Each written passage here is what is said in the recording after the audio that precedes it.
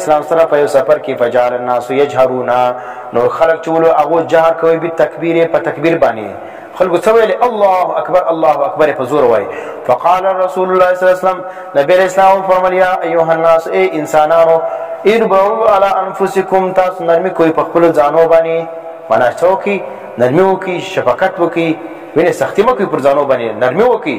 ویلي الله چې کوم ځای د هر ځای اوري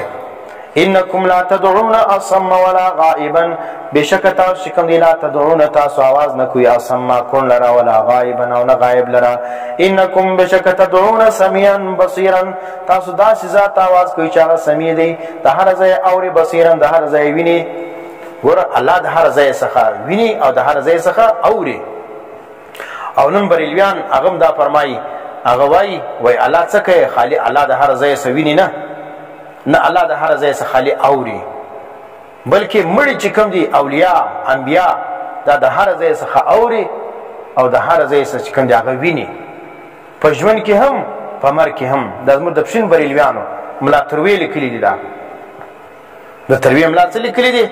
مولوی عبید الله نهر کاریز نقیب التفاسیر کې لیکلي دي وای مړي چې کوم دي اولیاء دا د مرګ بعد چې کوم دی هغه هم تصرف کوي سي دا قدرت لري ویني الله دې ته طاقت ورکړي دي ګرځي د قبرو سره وځي او بل څه کوي د هر ځای څخه د اچھا आवाज اوري چې आवाज ورته وکړي د هر لیر ځای څخه که ژوندی دی که مړ دی ویني معنا دا ولي که ژوندی دی که مړ دی شته आवाज ورته وکړي که د نږدې ځای سي که د لیر ځای سي دی ستا د اوري او کدا ولی مړ دی که ژوندی دی په هر صورت کې دی اوري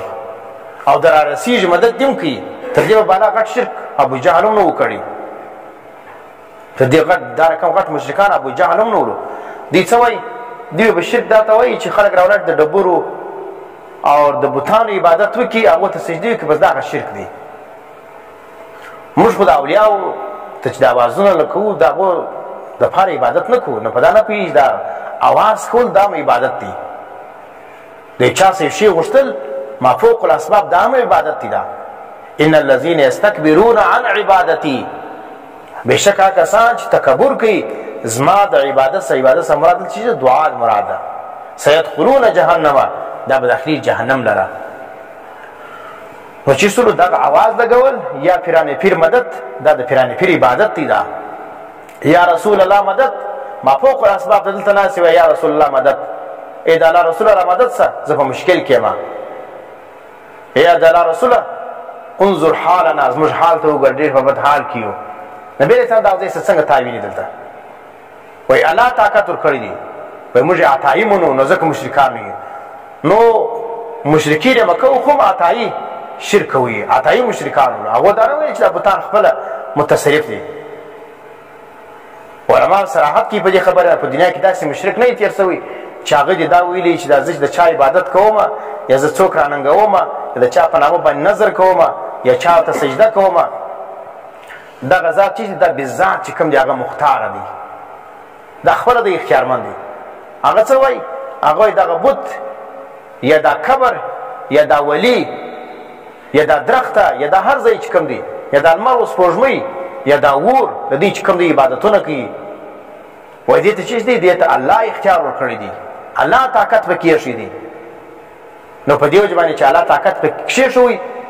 نو څوک چې کوم هغه طبي جوړوي څوک چې کوم هغه غاښونه جوړوي څوک چې کوم هغه اولادونه ورکوي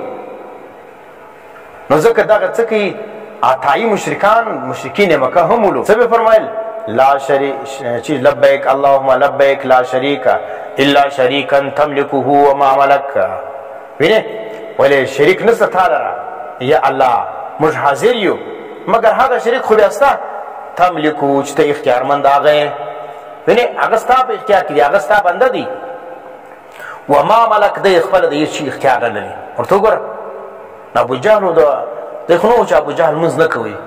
ابو جهل چې کوم دی هغه توافونه نه کول هغه حجونه نه کول وینه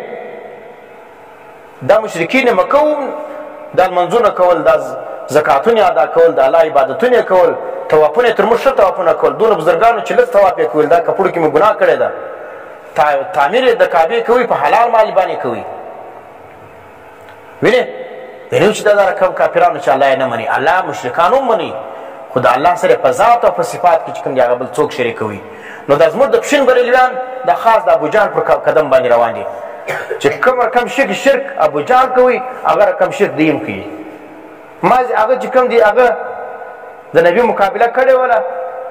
هغه مشهوره سوي دا مشرکان دي چې کوم دي هغه دونه نه دي بدنامه. پس د دوی د مشرکین مکه د ابوجهل او د ابولهب هېڅ فرق نشته.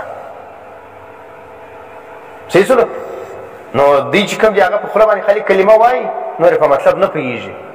توحید نارې وایي، د اسلام دعوې کوي، لیکن نور په دا نه پوهېږي چې اسلام وایي وسته. صحیح شولو؟ نو دا رقم عقیده ساتل چې د الله ما سوا بل څوک نبي دی که ولی دی د هر ځای ما ویني په ما خبر دی الله دا طاقت ورکړی دی، دا هغه شرک دی چې د ابوجهل او د ابولهب شرک ولو ده. په دې باندې تاسو وګورئ د مولانا سرفراز خان صفدر صاحب ګلدسته توحید وګوره، دل کا سرور وګوره، آنکھوں کی ٹھنڈک وګوره. وینئ دا ګرد کې مولانا سرفراز خان صفدر صاحب دا عقیده د توحید د مولانا د علماء دیوبند واضح کړې ده چې دا رقم عقیده ساتل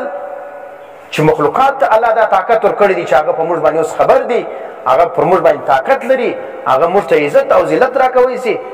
هغه موږ تباه کوی سي. دا رقم عقیده د غیر الله په باره کې ساتل دا هم شرک ته ده. او دغه عقیده دا زموږ د ملا تروې چې کوم تفسیر دی یا د دې بریلویانو چې کوم نور علما دي لکه فتاوی میوندیه هغو هم لیکلې ده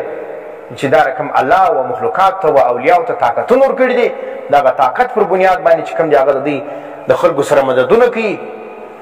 خلک دې په مشکلات کې اوازونه ورته کوي، پیرانو ته، اولیاو ته، انبیاو ته، هغه به ورارسېږي، د قبر زه ورله راوځي وایي او مدد ترې کوي.